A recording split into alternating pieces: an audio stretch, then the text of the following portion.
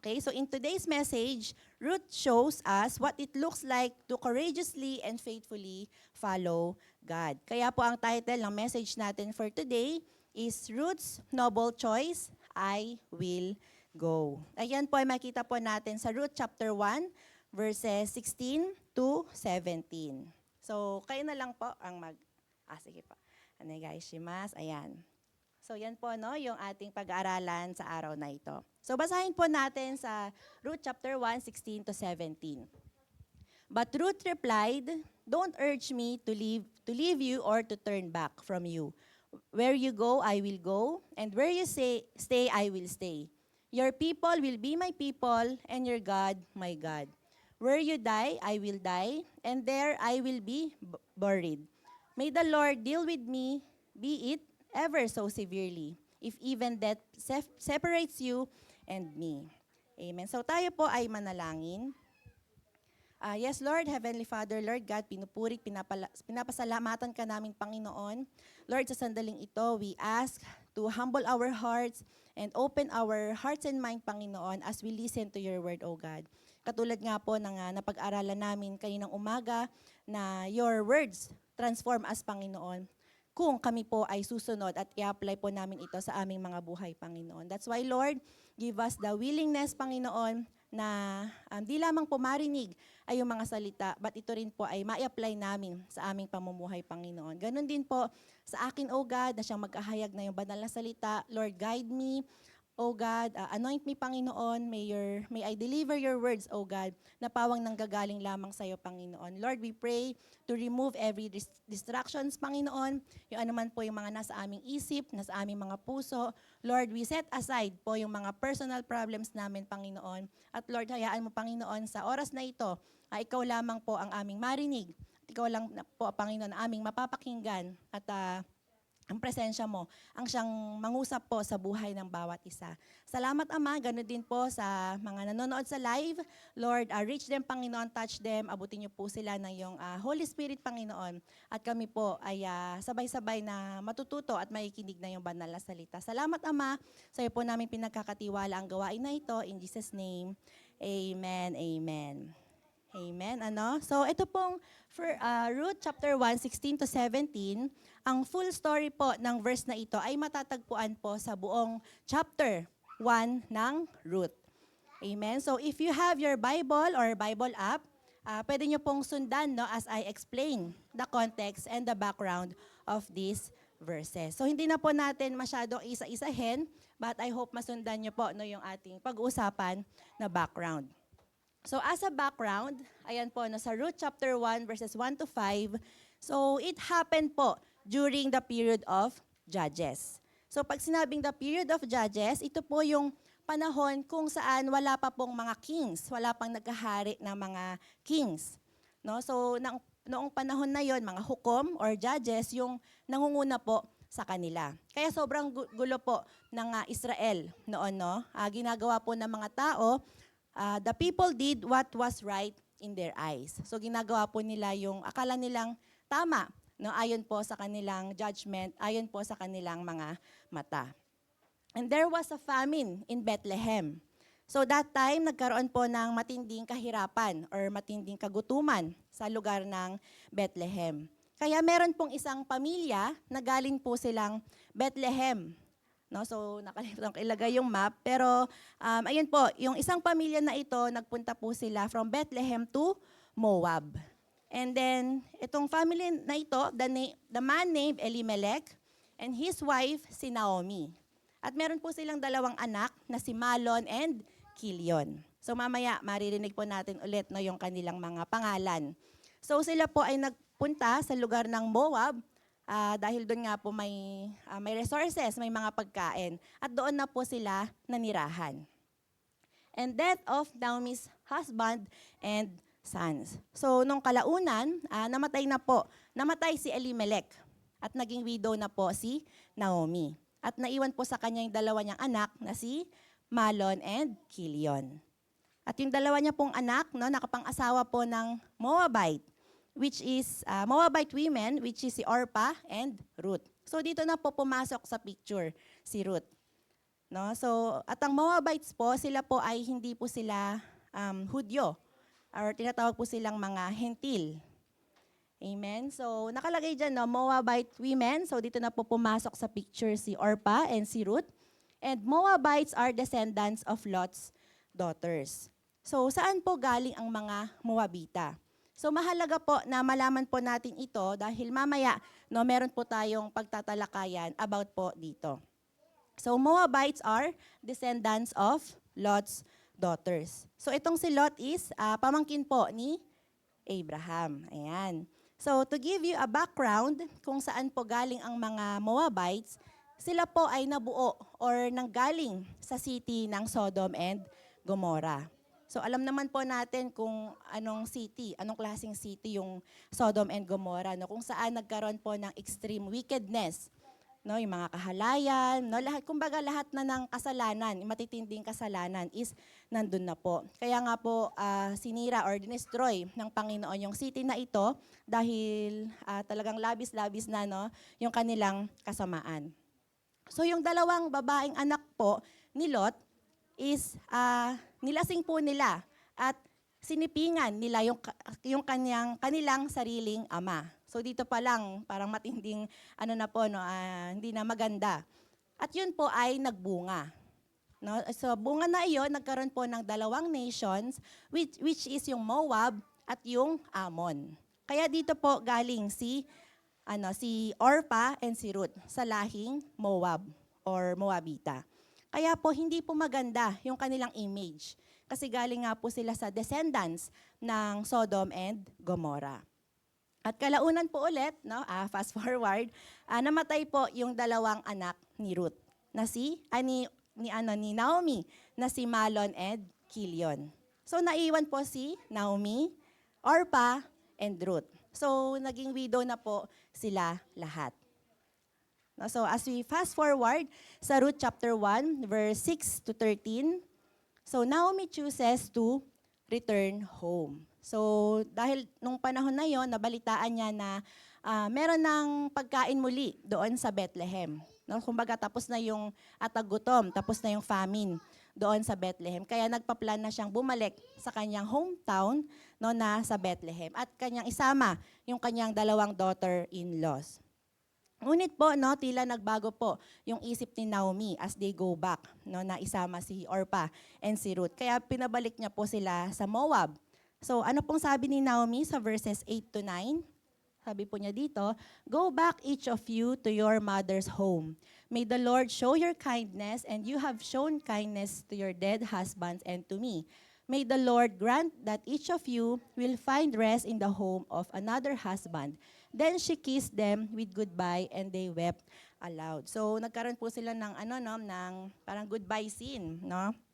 So pinapabalik po ni Naomi si Orpah and Ruth. No, but still nag-insist po yung kanyang dalawang daughter-in-laws. So again, sabi po ni Naomi sa 11 to 13, ayan, "But Naomi said, 'Return home, my daughters. Why would you come with me?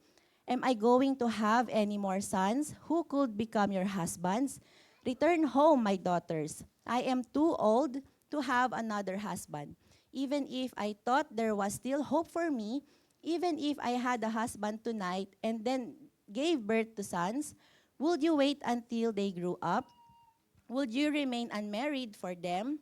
No, my daughters, it is more bitter for me than for you, because the Lord's hand has turned against me." So pilit niya pong pinapauwi yung kanyang dalawang daughter-in-laws. No? So dito po, medyo in pain or in bitterness na po si Naomi. Kasi 3 beses naman na po siyang namatayan.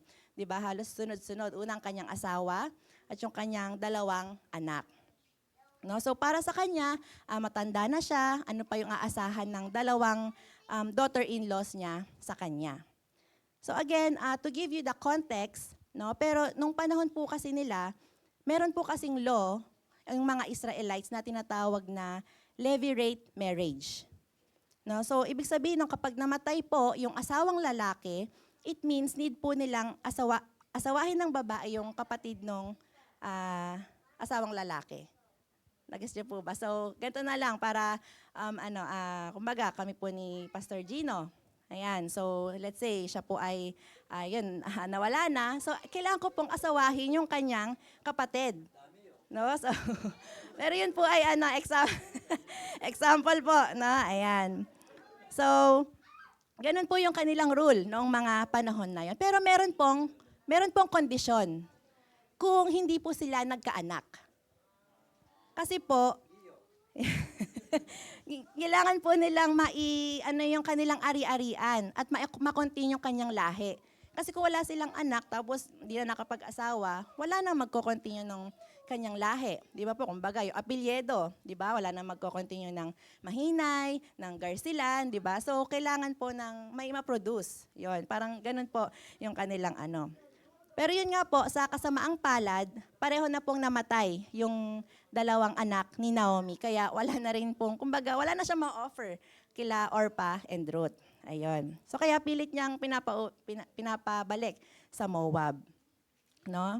So, sa susunod na makikita po natin dito na Ruth insisted to go with Naomi.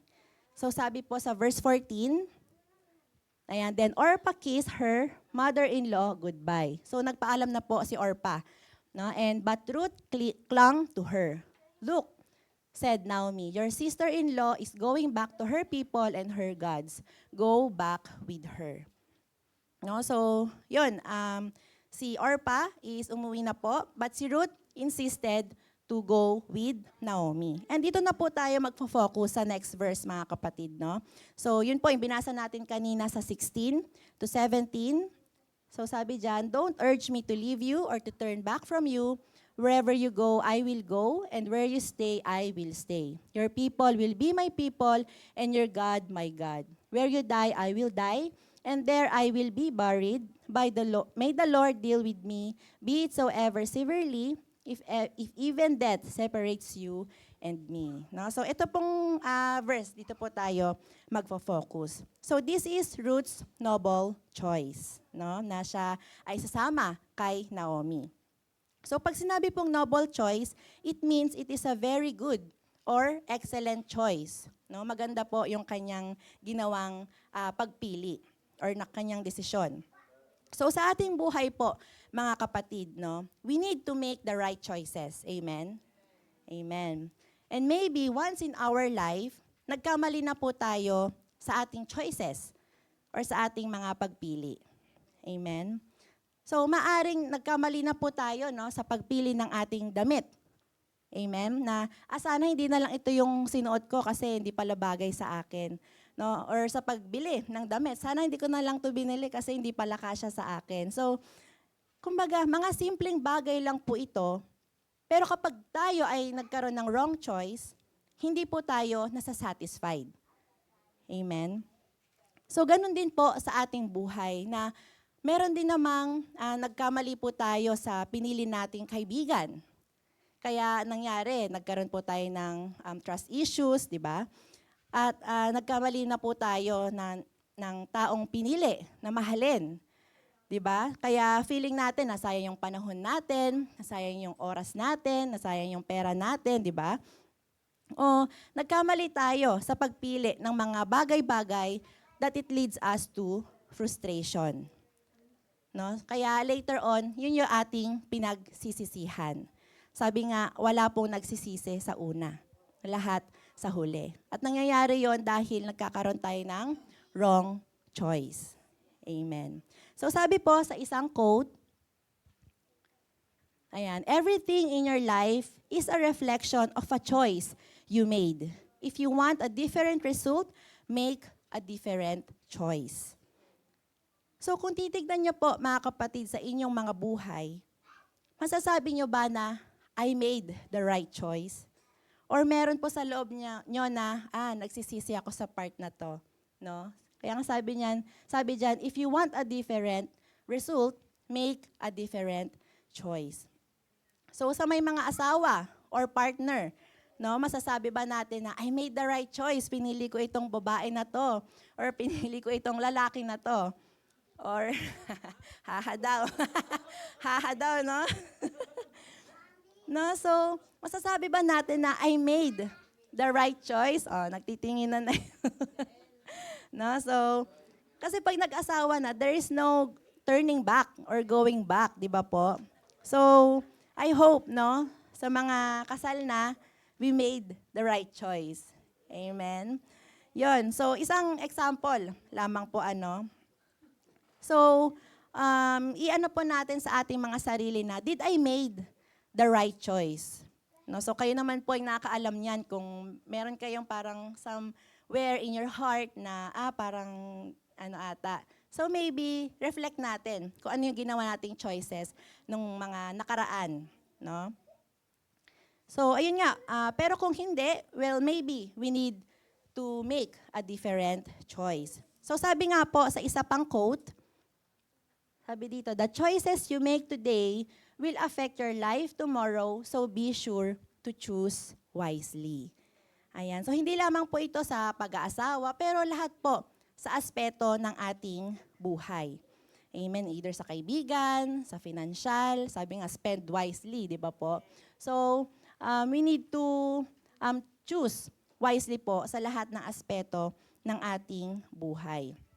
Kasi yung mga small compromises na ginagawa po natin today, it will lead us to a great disaster tomorrow. Amen? Kasi yung mga ano natin ngayon, pwede na yan. Ano na lang, ganito na lang, no?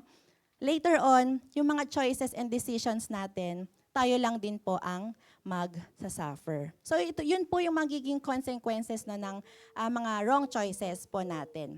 Pero si Ruth po yung ating kumbaga pagbabasihan or pag-uusapan sa umagang ito na she made a noble choice or excellent choice, no? At sa mga susunod po na points, makikita po natin dito yung kagandahan nung naging desisyon po niya. No, kung saan po siya dinala ng kanyang noble choice. At paano po binago ang kanyang buhay dahil sa kanyang noble choice. So unang-una po, a choice of loyalty. Sabi sa verse 16, where you go, I will go, and where you stay, I will stay. So Ruth chose commitment over comfort. She could have stayed in Moab, where life was familiar. But she chose to walk with Naomi into uncertainty. Amen. So yung choice ni Ruth na sumama po kay Naomi sa Bethlehem, I bet it was not easy for her. And lahat naman po tayo galing Pilipinas, so yung pagpili po natin na pagpuntang Japan, alam kong hindi rin po ito madali para sa atin. Amen. So, uncertain po tayo sa bansang Japan, kung ano yung papasukin natin dito, ano yung makakahinatnan po natin dito. So it was uncertain po sa atin. At ganun din po yung kay Ruth. So si Ruth po, buong buhay niya na nasa Moab po siya, and then bigla siyang pupuntang Bethlehem. No, sa isang lugar na hindi po familiar sa kanya. Okay, so at para po sa isang kaibigan, that's one of a kind. Kaya niyang iwanan yung nakasanayan niya para sa kanyang kaibigan or mother-in-law na si Naomi. Because loyalty is very rare these days. Amen? Sa social media, no, maya't maya, meron tayong makikita or mababasa na si ganito, merong third party. No? Sa government, nawawala na yung loyalty nila sa mga tao. O kaya minsan yung pagiging loyal po ng isang tao is nagiging negative. Sa anong paraan? Sa pagtatakip po natin, no, sa mali ng isang tao. Dahil loyal tayo sa kanya, kaya kailangan hindi ko siya ibubuking kasi loyal ako sa kanya eh. Hindi yun yung ganong loyal hindi yun makatarungan. But yung katulad po, no, ng ginawa ni Ruth, yung loyalty na pinag-uusapan dito is all about commitment. Hindi dahil sa parang pabor sa atin. It's all about commitment. Sabi nga po sa next slide, true loyalty is not proven in moments of comfort, but in moments of uncertainty. Anyone can stay when things are good, but true loyalty remains even when the journey becomes difficult. No, kasi madali pong maging loyal or magstay when everything is fine and comfortable. Amen?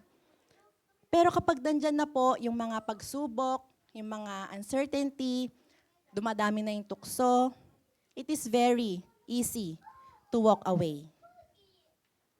But then again, true loyalty is not proven in moments of comfort, but in moments of uncertainty.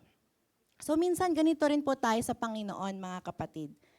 When everything is okay, Lord, loyal ako sa iyo, no? Lord, kung nasan ka, doon din ako.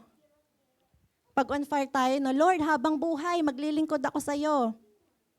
Pero nung sineshake na po yung ating buhay, may mga pagsubok na, paunti-unti nang tumitindi yung problema, nagiging orpa po tayo.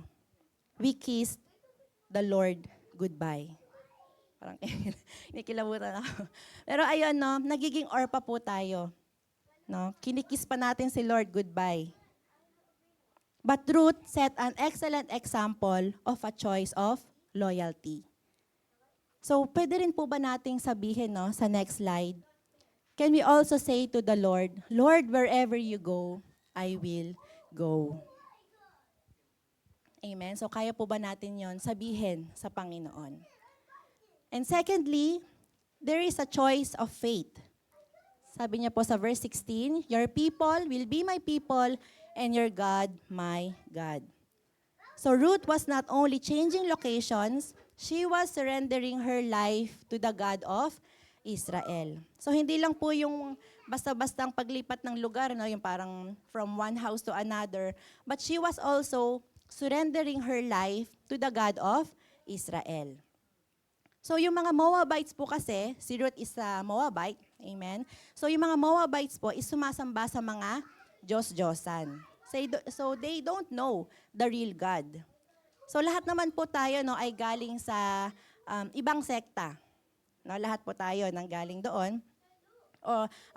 Meron po tayong mga kakilala na mahirap pa baliin yung kanilang paniniwala pagdating sa mga ganitong bagay. Especially our family. Of course, gusto natin silang masave din, di ba po? But siguro ilang taon na natin sila sinesharean, pinagpe-pray. Pero dahil nga po, no, ganun pa rin yung kanilang paniniwala, no, yun po yung kanilang kinamulatan noong bata pa sila, mahirap po sila ma-convince or yun nga, ma-save. Di ba po? Pero si Ruth, she only took one decision. So hindi naman po siya pinag-isip ni Naomi na, mag-isip-isip ka muna if gusto mo bang sumama sa Bethlehem. O mag-isip-isip ka muna kung gusto mo bang sumamba sa Diyos na meron ako. Hindi po, di ba? But it was, yun na yung moment na yun kung sasama ba siya or hindi. So sabi sa next slide, faith requires leaving old habits and identities behind. So kailangan nating iwan yung mga nakaraang or yung mga old habits po natin. So hindi po madaling iwan yung mga nakasanayan natin, hindi po madaling iwan yung mga noon pa natin pinaniwalaan, di ba? But for us to have a breakthrough in our life, it requires faith. And faith requires leaving old habits and identities behind. So gustong-gusto po natin ng breakthrough. Amen? Sa ating mga buhay. Gustong-gusto po natin ng pagbabago sa ating mga buhay. But it requires faith. And faith requires leaving old habits and identities behind. Meron po tayong dapat iwan. So it was Ruth's choice na iwan po ang kanyang nakasanayang Diyos-Diyosan. At pinili po niyang sumamba sa Diyos ng Israel. So sometimes mga kapatid, no, hindi lang sometimes, but most of the time, it is our choice who to worship. So sabi nga po sa next slide, anything we put before God is our idol. So sa baba, no, maaring ito ay tao, maaring ating trabaho, relationship, personal desires, yung ating mga possessions. So iba-iba po, no? Anything we put before God is our idol. So kung minsan po, no, yan po yung mga bagay na ating pinipiling unahin kaysa sa Panginoon. At kapag yan po yung mga bagay na yan ang nauna, it becomes our idol. So kung ano po yung nagiging idol natin, yun po yung ating wino-worship. At yun po yung ating Diyos. So ang katanungan po sa atin mga kapatid, sabi sa next slide, who truly sits on the throne of your heart? No? Choose who you worship today. So katulad ni Ruth, pinili niya pong sumamba sa Diyos ng Israel. So tayo po, no, alam naman natin na kilala na natin yung tunay na Diyos. But still, sino po talaga ang nakaupo sa trono ng ating mga puso? So we should choose who you worship today. And sa last point, a choice of perseverance. Sabi po sa verse 17, where you die, I will die, and there I will be buried. May the Lord deal with me, be it ever so severely, if even death separates you and me. So yung word po kasi ni Ruth dito is it's not just a simple promise kay Naomi. Hindi po siya yung basta-bastang salita na binitawan, hoy, sasama ako sa'yo. Alam niyo po ba yung hype? Yung hype, di ba, kapag, sige, pag sasama ka, sasama ako. Yung mga ano lang ba, mga emotion, di ba po? Pero, yung sinabi ni Ruth dito, hindi lang po siya basta hype, hindi lang po siya basta promise, but it is her vow to Naomi. At pag sinabi pong vow, it is sacred. Again, sa pag-aasawa, no, meron po tayong mga binitawang vows na mamahalin kita hanggang sa hirap at ginhawa. 'Di ba? So, yun po yung dapat nating panghawakan. At yung vow, hindi lang po siya basta-basta. Yung vow, sinasabi ito towards a higher power, which is, we are saying it before God. Amen? So, ang hirap mag-promise or magbitaw ng vow sa napakalaking Diyos. No? Hindi ba nakakatakot kung basta-basta tayo magbibitaw ng promise sa Panginoon pero hindi naman natin gagawin? So parang it's mas safe kung hindi na lang tayo mag-promise but we try na sumunod sa Panginoon. So ang nais ko pong iano dito is hindi po ito basta-basta na sinabi ni Ruth. No, ang ibig sabihin po ni Ruth kay Naomi is until the end they are family. No, though they came from different nations, si Naomi is from Bethlehem and si Ruth ay isang Moabite. No, but Ruth is loyal friend to Naomi. No, Ruth chose to be with Naomi's people and worship her God. So nais niya pong iparamdam kay Naomi that they are family no matter what. No, kasi hanggang sa kung saan ka ililibing, doon din ako ililibing. So yun po yung kanyang salitang binitawan. So, napakabilis pong mag-decide, no? Or magbitaw po ng mga salita if we are emotional. Amen? Especially mga kababaihan. No, ayoko na. No, yung mga ganong mga emotion na madali pong bitawan, madaling sabihin. Kaya kapag we decide based on our emotions, madalas din po tayo ang nagsasuffer. Kasi if we made wrong decisions, we made wrong choices.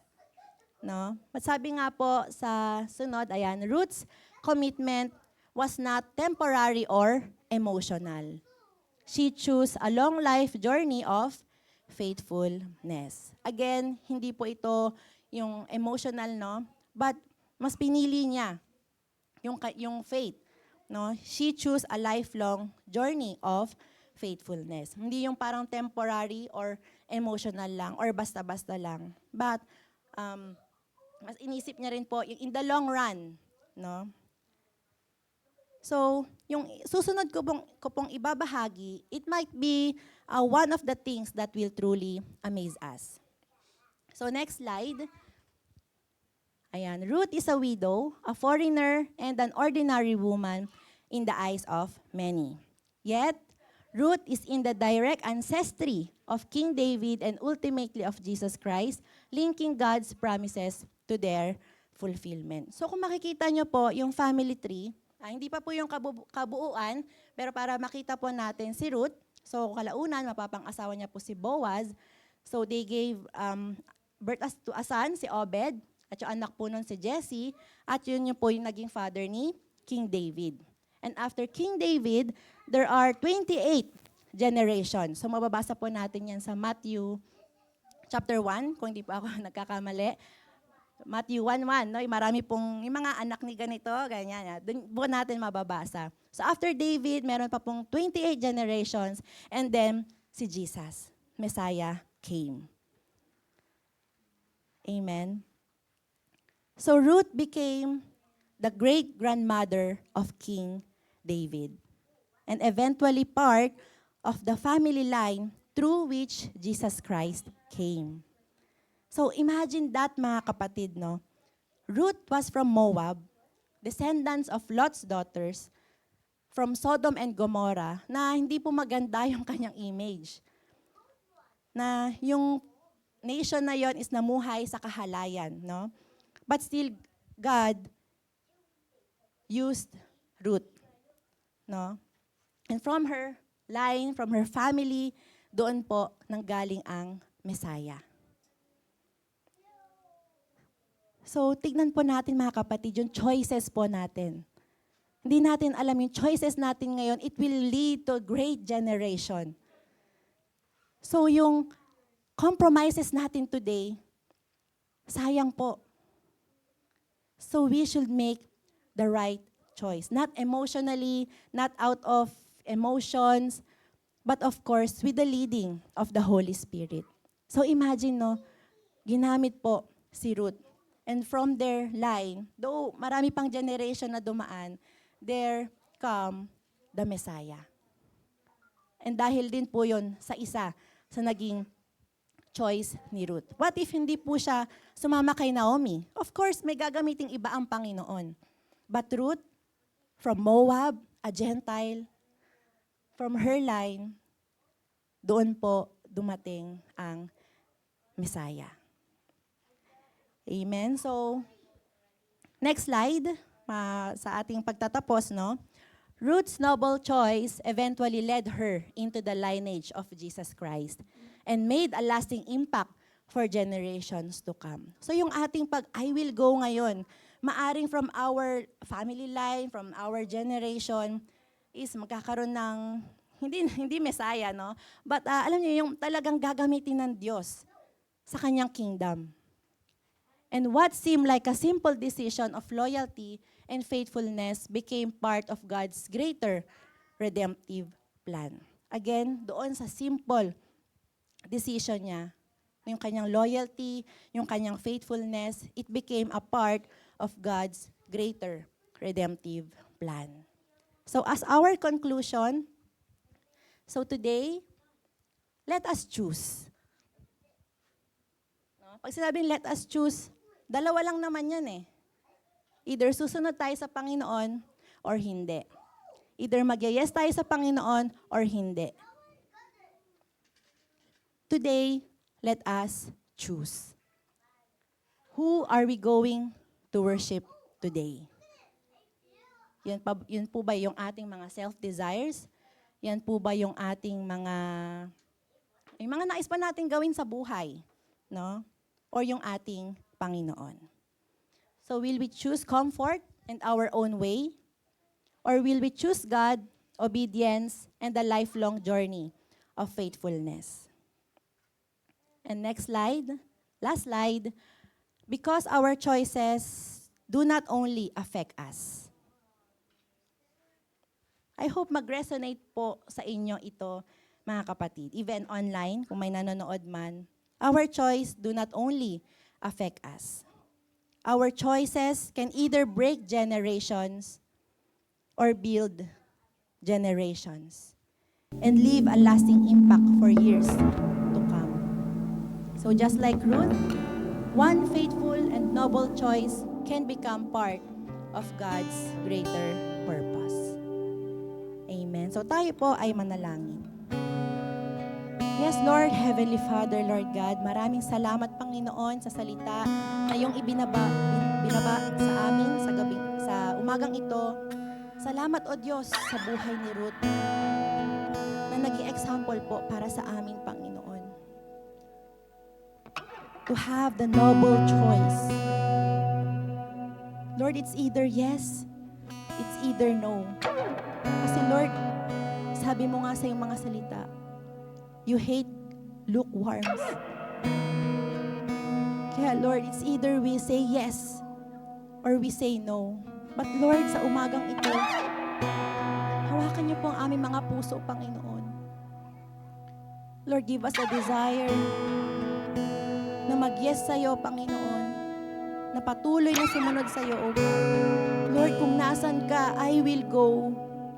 Lord, though maraming distraction sa aming mga paligid, Lord. Yung aming mga mata, yung aming mga emotions, we are so distracted, Panginoon, ng aming mga nakikita, ng aming mga nararanasan. We are tempted to give up, Panginoon. But Lord, sa umagang ito, alam kong nangungusap ka sa buhay ng bawat isa. Lord, help us to say yes. Help us to say, I will go kung nasan ka, Panginoon. Lord, salamat dahil hindi ka nagkukulang na i-remind kami, O God. Lord, patawarin niyo po kami if there are some promises na binitawan namin sa iyo, but we keep on failing, O God. Sinabi namin noon na, Lord, susunod kami sa iyo. Lord, mahal kita. Lord, magpapagamit ako sa iyo. But deep inside our heart, there are some small compromises, oh God. We still keep choosing yung mas gusto namin. We still keep choosing kung ano man yung comfortable sa amin. For that, forgive us, oh God. That's why, Lord, this morning, we ask for a renewal of our hearts, Panginoon. Renewal of our commitments to you, Panginoon. Na hindi lamang po namin sasabihin na I will go. But Lord, ito ay gagawin namin at i-apply po namin sa aming pamumuhay, O Diyos. Lord, patatagin niyo po ang aming mga puso, ang aming mga pananampalataya sa iyo, Panginoon. Lord, sabi niyo nga po, na darating ka at babalik ka sa panahong we are distracted. Kaya Lord, may you find us faithful sa iyong pagdating, O Diyos. May you find us serving you with all our heart, Panginoon. Na hindi lang po namin sinasabi sa aming mga bibig, but Lord, makita niyo po sa aming buhay, sa aming puso, yung aming faith sa iyo, Panginoon. We declare, O God, wherever you are, Lord, we will go, Panginoon. Lord, kung kailangan niyo pong pasangin ang aming mga puso, Lord, I know this is the hardest prayer, but Lord, break our hearts if it's needed, Panginoon. Magkaroon po kami ng burden, ng bigat, Panginoon. Napasanin, Lord, ang krus. At kami ay sumunod sa iyo. Pagkat sabi niyo sa inyong mga salita, if we will not carry our cross, we are not worthy of you, Panginoon. Salamat, Ama. Lord, we pray yung mga choices namin from now on, from today, Panginoon, may it be a godly choice, Panginoon. May it impact the life of others. May it impact generations to generations, O God. Na hindi lang namin iisipin yung ngayon. But Lord, napakalaki ng future, Panginoon. Napakalawak, O God. That's why, Lord, help us, Panginoon, na patuloy, na tapat na sumunod sa iyo. At ang aming mga buhay, O Diyos, at patuloy mong gagamitin, O God. And this will leave an impact for the next generation, for godly impact for the next generation. Salamat, Ama, sa patuloy mong pangungusap. Salamat, O Diyos, sa mga salita mo. Lord, nawa hindi lang po ito namin mailagay sa aming mga isip. But Lord, mai-treasure treasure and store po namin ito sa aming mga puso. Hindi lang po dito sa loob ng simbahan, hanggang sa aming pag-uwi sa kinabukasan, through whole this week, this month, na maisip po namin yung mga choices po namin, Panginoon. Lord, it's easy to say right now, Panginoon, na, Lord, I will choose you. But the real battle is yung paglabas namin sa simbahan na ito, O Diyos. Kaya, Lord, sa tuwing kami nag-iisa sa aming mga trabaho, Panginoon, may you keep reminding us, O God, that we choose that noble choice, that excellent choice, that godly choice. Hindi man po namin makita yung result agad-agad, but Lord, alam kong kumikilos ka sa buhay ng bawat isa. Hindi po kami maging selfish, O God, na iisipin lang namin yung ngayon, yung emotion namin ngayon, but Lord, may our choices and decisions may lead to ungodly impact to the lives of others and to the next generation. Salamat, O Diyos, sa iyo namin binabalik lahat ng papurit pasasalamat. Nataas ka namin, Ama. In Jesus' name, amen, amen.